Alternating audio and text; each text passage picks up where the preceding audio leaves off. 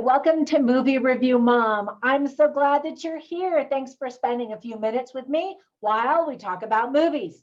I know I'm doing all the talking, but comment down below and then we actually can talk together.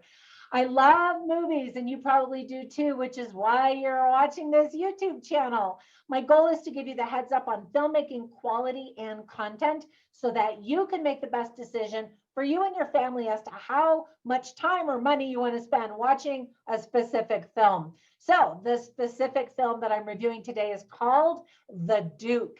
This fun comedy is available in theaters April 22nd, 2022. So the movie is rated R. It's an hour and 36 minutes. And I'm going to give you an overview in a nutshell first. Then I'll point out things I like and then didn't like, as well as tips for parents, themes worth talking about, interesting lines, funny lines, and even recommendations for other movies that are sort of similar that I think you'll also like if you like this one. And I think you will like this one. Oh, I just gave it away. So in a nutshell, this entertaining movie is based on a true story. In 1961, a British man named Kempton Bunton. Doesn't that sound super British? He's a 60-year-old taxi driver and he steals Goya, the famous Spanish painter. He steals one of Goya's portraits of the Duke of Wellington from the National Gallery of Art in London. And I've actually been to that National Gallery of Art.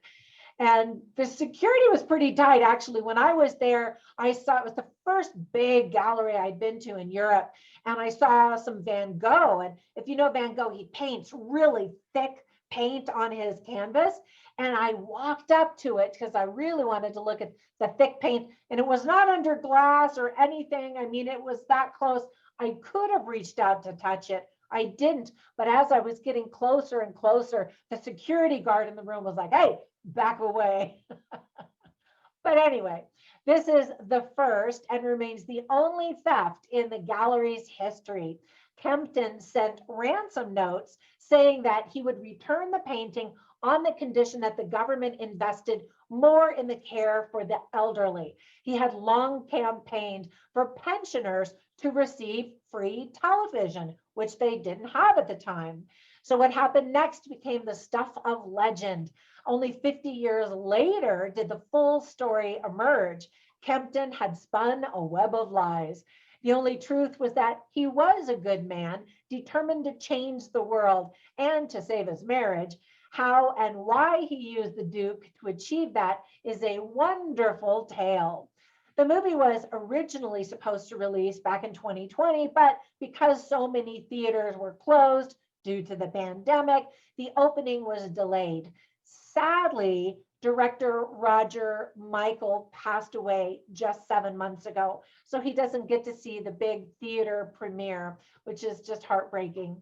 Let me tell you some of the things that I liked about the movie. First of all, they had me at Dame Helen Mirren. I absolutely adore her. I watch anything that she's in. She's wonderful in this, of course. I just love her so much.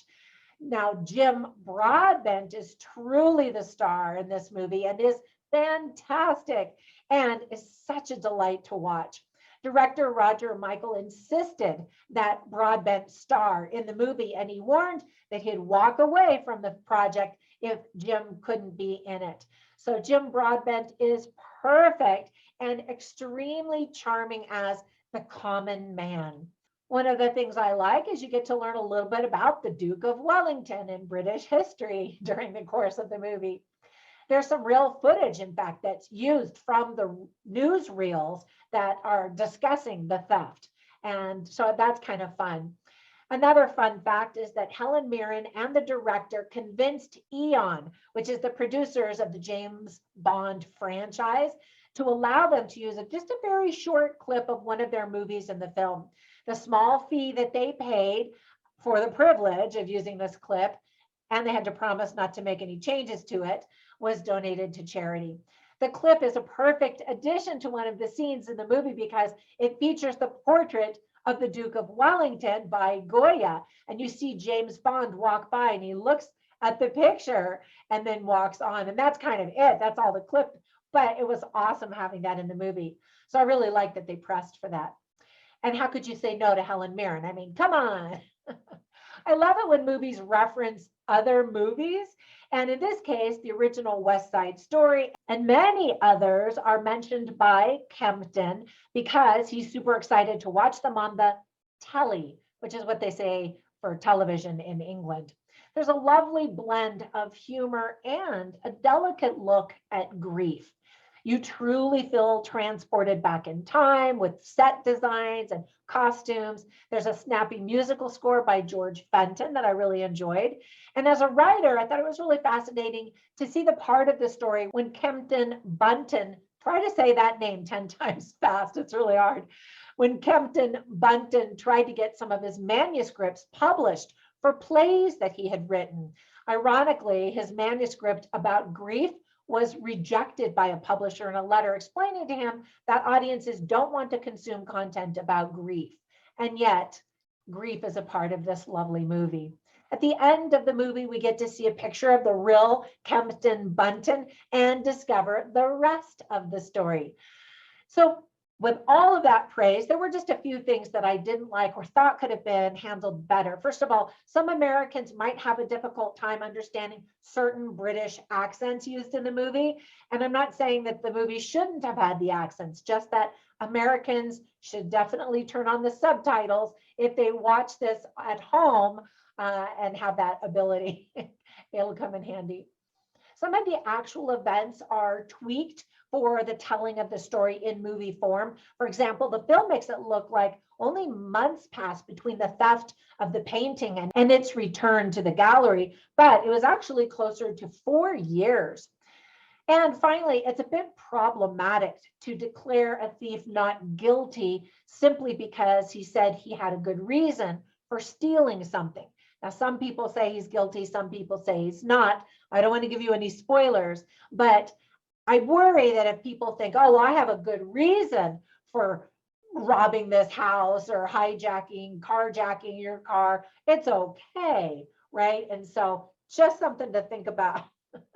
Now, tips for parents. There is some profanity, including F-bombs. Kids are going to be very bored. It's an adult talking movie. And there's a scene that shows some movement, sound, and facial expressions during a premarital affair. So you don't see a whole lot of skin or anything like that, but it's enough that you go, oh, I don't want my kids seeing that. Now, some of the themes that are addressed and illustrated really well in the film are grief and death, political involvement, right versus wrong, artwork, sticking it to the man, history, family, TV, faith in people. And then two phrases that were quoted by characters were the greater good of mankind, which is definitely a big theme, and try to do a bit of good in this world is also a big theme. Now, I always write down funny lines and interesting lines, and I try to include them on my written review at moviereviewmom.com, so you can run over there and check those out. And I always have contests and fun things like that going on as well. But I'll share a couple of them with you right now. First of all, there are so many fun zinger lines that just whiz by, and this will be really fun to watch in a theater when you can hear people laughing, and then you're like, oh, yeah, that was a funny line. Because like I said, sometimes they fly fast and furiously. So for example, Kempton Bunton is talking to some people, and his wife is just kind of rolling her eyes and smirking in the background. And so Kempton, played by Jim Broadbent, says, my wife always supports me in private. And it just made me laugh. All right, so Kempton Bunton is really trying to get free television for retired people who can't afford to pay for television, which is what everybody had to do at the time. And so he says, television, gentlemen, is the modern cure for loneliness. And he's just so delighted that movies and things appear on this TV screen to keep him entertained and to not be so lonely. And so I thought that was really cute. And then here's just a typical line spoken by Helen Mirren, who plays his wife, and she just puts up with all of his nonsense, although she lets him have it many, many times. But he's talking about this play that he's been writing, and she says, Shakespeare must be shaking in his boots. So Kempton Bunton waxes poetic, especially towards the end of the movie, although he's saying a lot of really good lines and he's quoting a lot of good lines. For example, at one point he quotes Mahatma Gandhi and he says, "I will not let anyone walk through my mind with their dirty feet." And I don't know that I had heard that phrase before. I liked it, so I wrote it down. And then he says, "There's good and bad in all of us." And as he's describing the sense of community, he says, "I'm not made without you."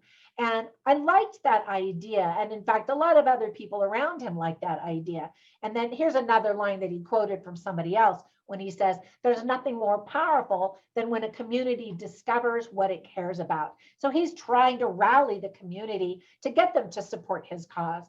Overall, I really enjoyed this movie. This is definitely one of those movies that's going to appeal to an older audience. And there's nothing wrong with that.